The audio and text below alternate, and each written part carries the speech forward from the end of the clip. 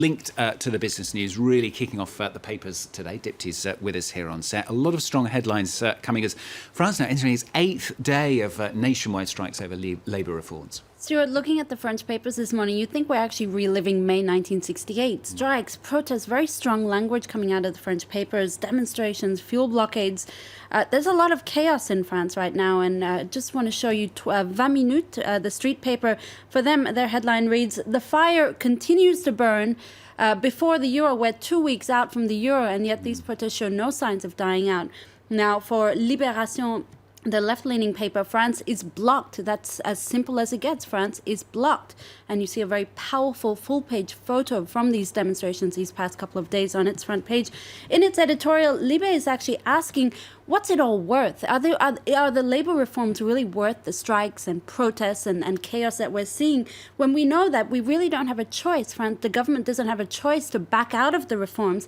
It will be a major inconvenience. So the unions, it seems, might have lost the support of the left-leaning paper, at least for the moment. Now, L'Opinion, the right-wing newspaper, has published a very scathing editorial, hasn't it? It can be summed up in one word: shame. That's what they're saying. Basically, L'Opinion is furious. They've lashed out over the fact that the unions have prevented some national newspapers from being printed this Thursday because the papers refused to publish a tribune from the CGT union, that's that main French union there.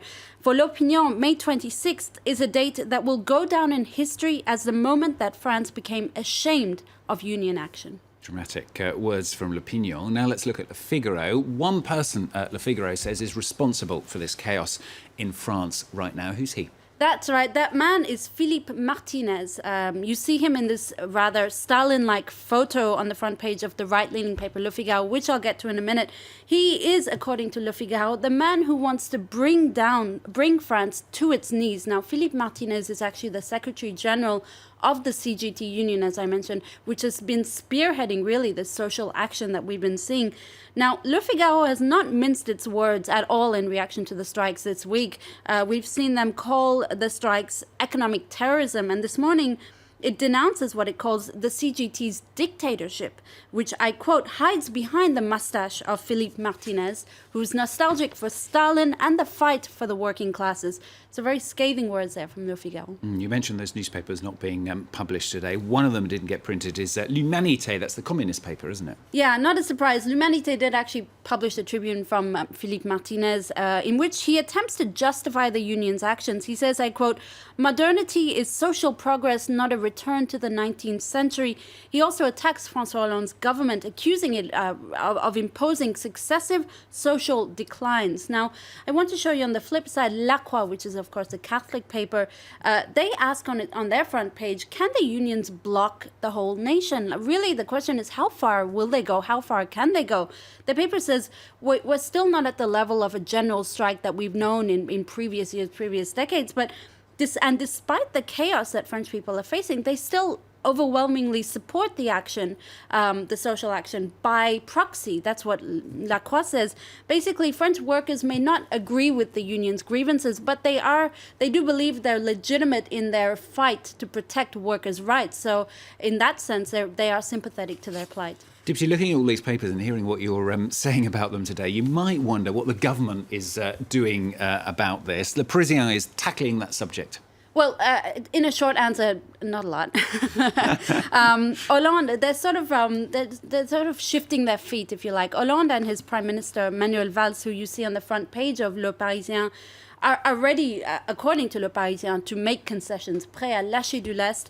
It would appear, basically, that would involve modifying the so-called Article 2 of the labor reforms, which in a nutshell, I won't go into the very nits and bolts of it, but it is the very essence of the labor reforms. But according to Le Parisien, the government may be ready to sort of give some concessions if it means, kind of quelling the tensions with the unions.